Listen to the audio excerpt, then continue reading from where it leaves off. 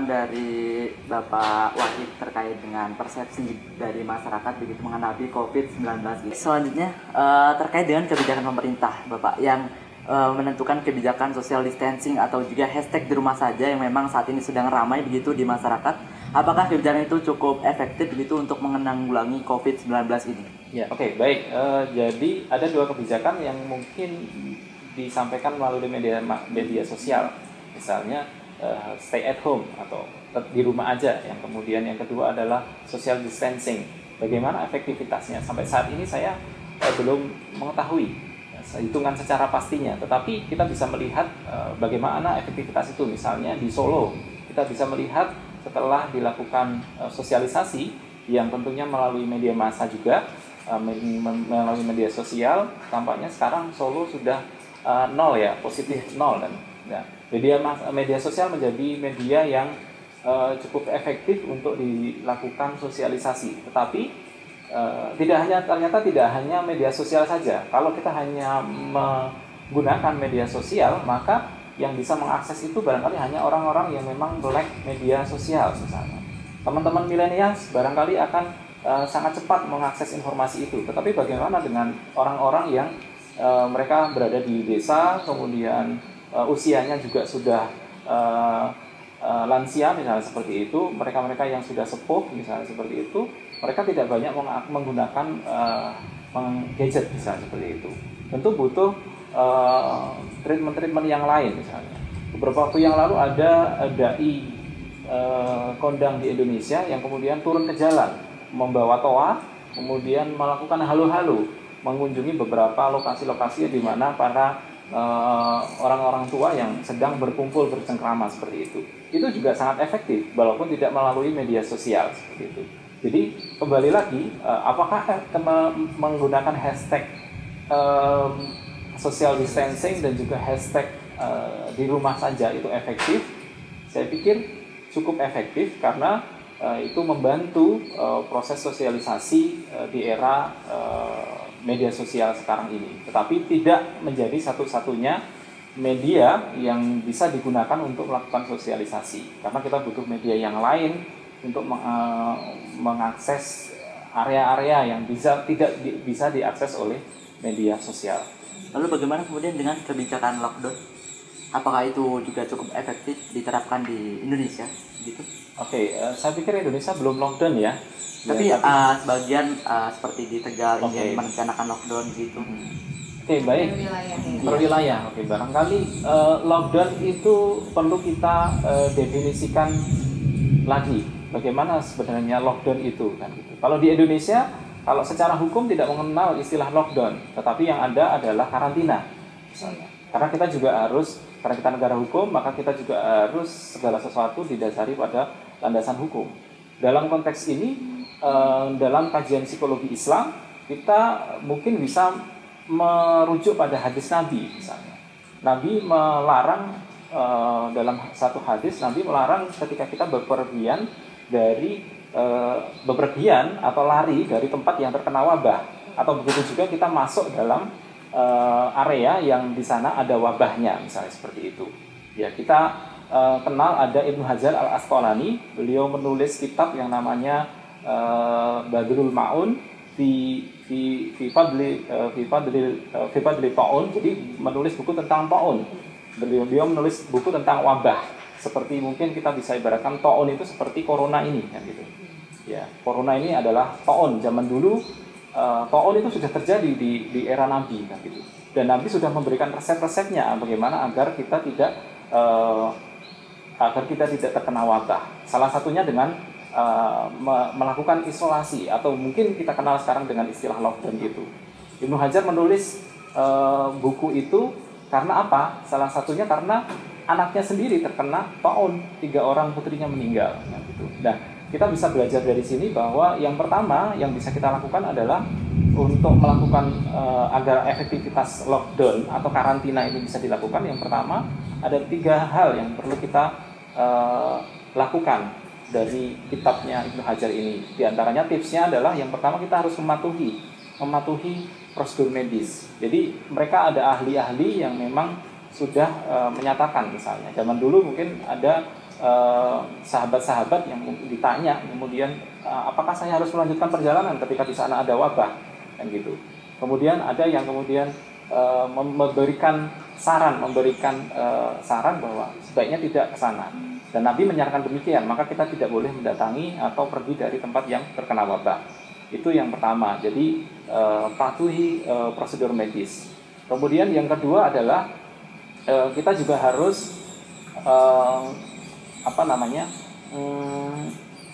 mengkoreksi, introspeksi diri, ya. Apakah memang kita itu melakukan kesalahan-kesalahan, ya. Barangkali ada kesalahan, ada kedoliman di dalam diri kita. Nah, itu introspeksi, koreksi yang bisa kita lakukan sehingga kita segera beristighfar. Ini dalam konteks psikologi Islam, kita beristighfar atas kesalahan kita sehingga kita terhindar dari wabah seperti itu. Apa lagi apa ya, saya lupa. Saya mau menambahkan silakan. Konteks lockdown itu kita juga perlu melihat bagaimana kompleksitas masyarakat Indonesia, ya. Artinya yang terdampak ini kan dari semua lini, ya, termasuk juga kalangan bawah yang memang setiap harinya mungkin mereka perlu untuk mencari penghasilan harian begitu. Nah, ketika lockdown ini akan diberlakukan, kita juga perlu, ya, memikirkan bagaimana keberlangsungan hidup mereka begitu. Artinya kalau selama ini penghasilannya adalah penghasilan harian, sementara mereka tidak bisa keluar, apa yang bisa kita perbuat? Saya setuju ada beberapa gerakan-gerakan yang kemudian sudah dilakukan oleh beberapa kaum milenial. Misalnya kayak yang kemarin saya catat itu ada bantu satu ajak dua misalnya, ya. Jadi membantu satu kalangan kaum duafa misalnya begitu, yang mereka tidak bisa keluar bekerja di hari itu, kemudian mengajak dua orang lagi untuk melakukan hal yang sama gitu, ya. Nah, seperti itu menurut saya juga perlu ada peran serta aktif dari masyarakat. Subsidi silang mungkin, ya. Artinya kita tetap perlu membantu mereka yang memang membutuhkan penghasilan harian kalau memang karantina wilayah atau bahkan mungkin lockdown total ini akan diberlakukan. Ya, baik. Selanjutnya saya akan kembali ke Ibu Retno begitu. Ya. Terkait juga dengan kebijakan pemerintah terkait di rumah saja, itu juga berpengaruh terhadap kebijakan kampus begitu, yang memberlakukan sistem kuliah daring online dan juga kuliah online tepatnya mahasiswa di rumah saja tidak boleh keluar begitu. Apa itu juga sangat efektif bagi mahasiswa? Terkait dengan banyak mahasiswa yang berbicara seperti ini, banyak juga di platform media sosial WhatsApp, Twitter, dan Instagram banyak mengeluhkan bahwa kuliah online lebih rumit daripada kuliah tatap muka begitu. Apakah itu cukup efektif bagi mahasiswa? Oke, baik. Sebelum menjawab tentang efektivitas perkuliahan online sampai dengan kemudian apa ini membebani atau tidak begitu, ya, dari sisi mahasiswa, ya. Kita mungkin bisa menelaahnya terlebih dahulu dari aturan, ya, aturan yang berlaku tentang kurikulum, ya. Kurikulum di peraturan Permendikbud nomor 49 tahun 2014. Tadi Pak Wahid juga menginformasikan ada Permendikti 42 tahun 44 tahun 2015, ya. Itu tentang standar nasional perguruan tinggi. Jadi di situ disebutkan bahwa satu SKS, kita kan selama ini cuma tahunya satu SKS berapa jam gitu, ya. Nah, satu SKS itu sebenarnya terdiri dari beberapa bobot. Yang pertama 50 menit, itu situ dijelaskan 50 menit itu adalah kuliah tatap muka.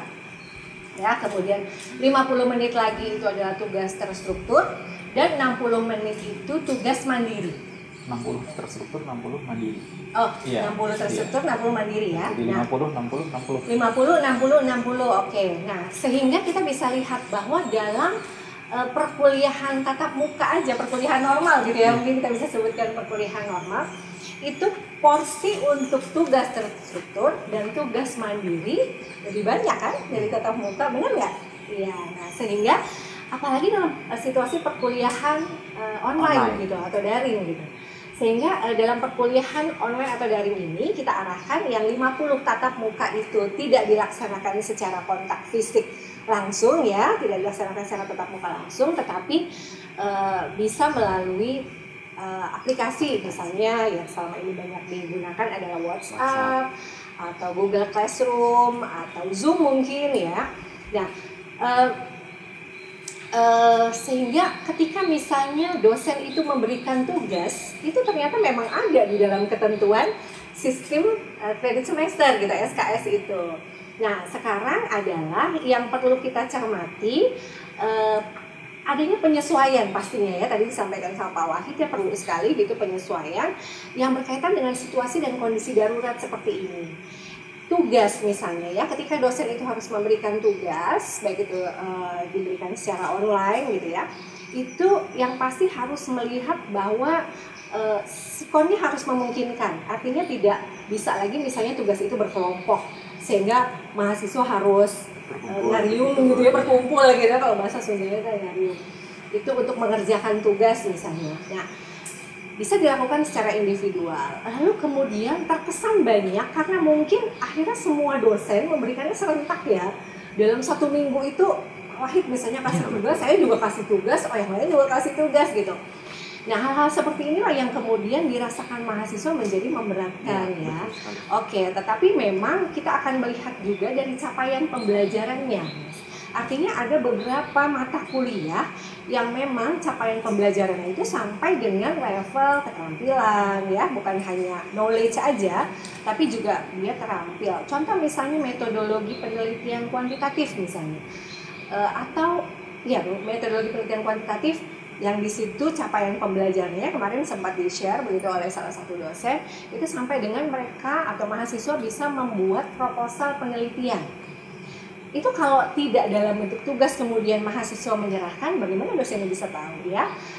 Statistik misalnya, atau misalnya di kita ada itu ya, observasi ya, wawancara misalnya seperti itu.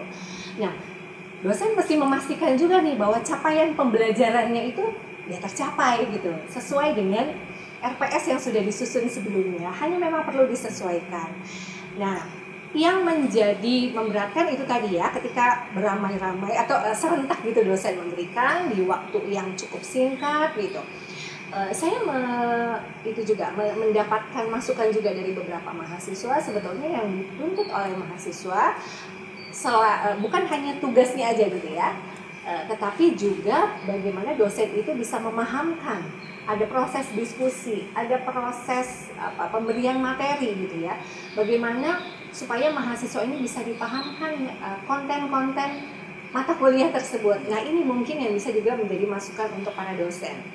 Artinya kami di sini selaku itu ya, dosen dengan tugas tambahan, pengelola program studi juga berusaha untuk selalu mengkomunikasikan kepada para dosen bagaimana agar capaian pembelajaran ini bisa tercapai dan tidak melulu lewat tugas. Artinya tolong mahasiswa juga dipahamkan lewat diskusi ya, mungkin kita bisa bersama-sama mencermati video mungkin di YouTube, tayangan mungkin, atau sebetulnya kejadian COVID-19 ini itu betul-betul sebagai pembelajaran yang real gitu menurut saya. Bisa dikaitkan dengan berbagai sudut pandang ilmu ya.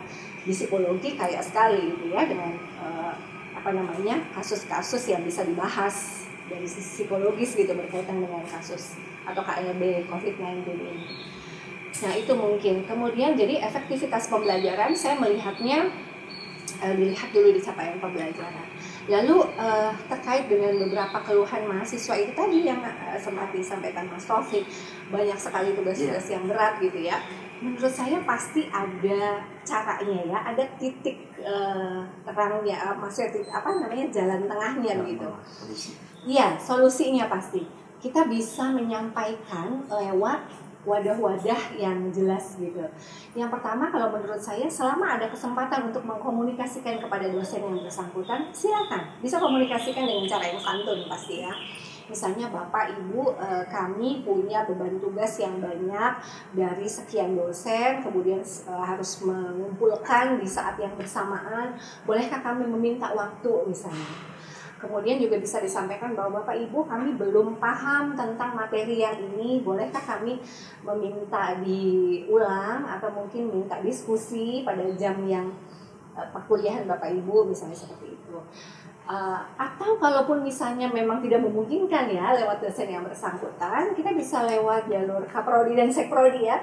Sebagai pengelola prodi, tentu saja kita juga bertanggung jawab untuk memberikan pemahaman begitu juga, atau menyampaikan keluh kesahnya mahasiswa, menyampaikan aspirasi dan kebutuhan mahasiswa kepada dosen yang bersangkutan gitu.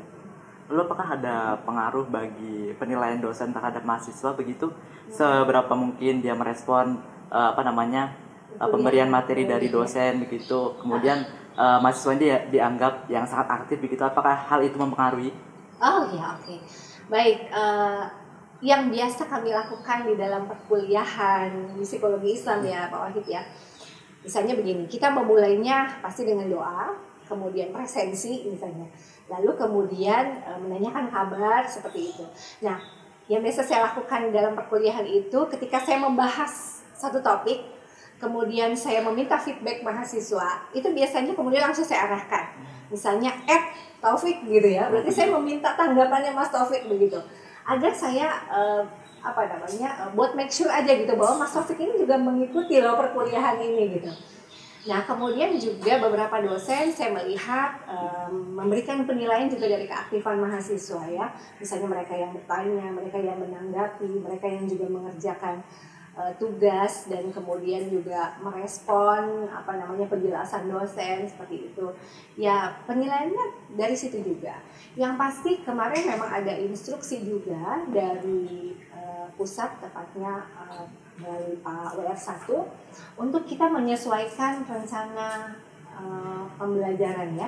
Jadi RPS-nya itu kita juga sesuaikan, artinya sisa dari materi itu kemudian misalnya tidak memungkinkan bagi mahasiswa untuk terjun ke lapangan dalam tanda kutip atau mungkin tugas berkelompok, nah kita sesuaikan di RPS-nya. Artinya tetap ada revisi di RPS kan.